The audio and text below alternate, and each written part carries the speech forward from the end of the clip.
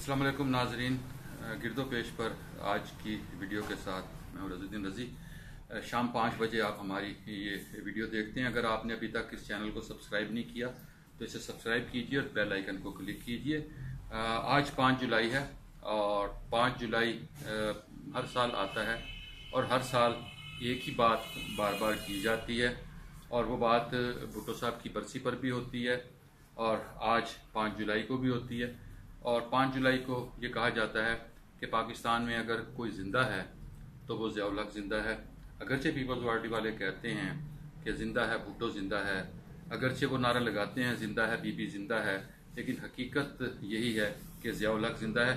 ये बात आप 2-3 रोज़ से, जैसे 5 जुलाई आता है हर साल ये बात की जाती है।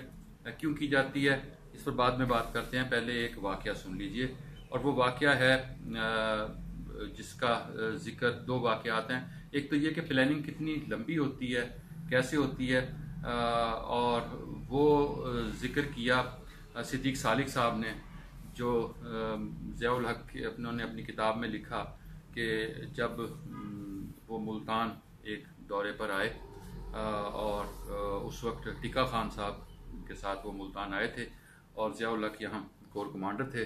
तो उन्होंने ज़िया उल हक ने कहा कि ये तकरीर आपने लिखी है। उसने कहा जी सर ये तकरीर मैंने लिखी है। तो ज़िया उल हक ने कहा कि हम आपको अपना स्पीच राइटर रखेंगे। ज़िया उल हक को उस ज़माने में मालूम था कि वो आर्मी चीफ बनने वाले हैं। दूसरी बात जो एक हमने राजा अनवर साहब की किताब है उसमें एक वाक़या है, वो भी बड़ी अहमियत का हामिल है। उसमें भुट्टो साहब ओवर कॉन्फिडेंस दिखाई देते हैं और भुट्टो साहब का ये कॉन्फिडेंस कि जिसे हम कहते हैं कि बड़ा लीडर बड़ी गलतियां करता है। तो भुट्टो साहब ने उसमें वो वाक़या लिखते हैं कि 4 जुलाई की शाम भुट्टो साहब के साथ और टिक्का खान साहब के साथ ज़िया उल हक की मीटिंग हुई। एक तवील मीटिंग हुई। राजा अनवर अपने दफ्तर में मौजूद थे, वज़ीर आज़म हाउस में। और जब ज़िया उल हक बाहर निकले और अपनी कार में रवाना हुए और भुट्टो साहब से इजाज़त लेकर, तो उसके बाद भुट्टो साहब ने राहदारी में ज़िया उल हक के जाने के बाद उन्हें टिक्का खान को कहा कि टिक्का खान तुम इसकी तकर्री की मुखालफत करते थे, तुमने देखा कि वो सब कुछ मान गया है और मेरी चॉइस गलत नहीं थी। और टिक्का खान ने हंसकर जी सर कहा। ज़ाहिर है वो जी सर ही कह सकते थे। और इस वाक़े के चंद घंटे बाद ही ज़िया उल हक ने वो कर दिखाया जिसका टिक्का खान को खदशा था। सवाल फिर वही आ जाता है कि ज़िया उल हक को किसने ज़िंदा रखा। ज़िया उल हक अगर आज ज़िंदा है और कहते हैं कि ज़िया उल हक ही ज़िंदा है तो क्यों ज़िंदा है? उसकी बुनियादी वजह ये कि हमारे सियासत की जो पनीरी है वो वहीं से निकलती है जहाँ ज़िया उल हक मौजूद थे।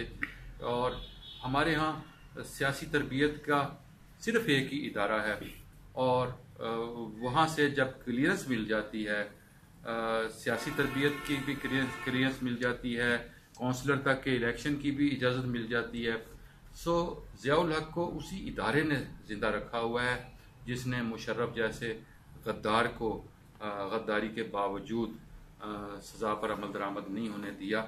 सो जब तक हमारे सियासी हलकों में और सियासतदानों में वो जुर्रत पैदा नहीं होगी कि आपने खा वो मोहतरमा बेनज़ीर भुट्टो थी, खा वो नवाज शरीफ थे या खा कोई और था, आपने जब उन्हीं के कहने पर बहुत से फैसले करने थे और उन्हीं के कहने पर तालिबान को अपना बेटा भी कहना था, उन्हीं के कहने पर आपने शहीद और यजीद को क्लासीफाई करना था, जब आपने सब कुछ उन्हीं के हुक्म पर करना था, तो फिर ज़िया उल हक को ज़िंदा रहने दें। अगले बरस 5 जुलाई आएगा, फिर भी हम ऐसी ही बातें कर रहे होंगे। आज जो ज़िया उल हक बरसर इक़्तिदार है मुमकिन है अगले बरस वो ना हो, कोई और ज़िया उल हक बरसर इक़्तिदार हो।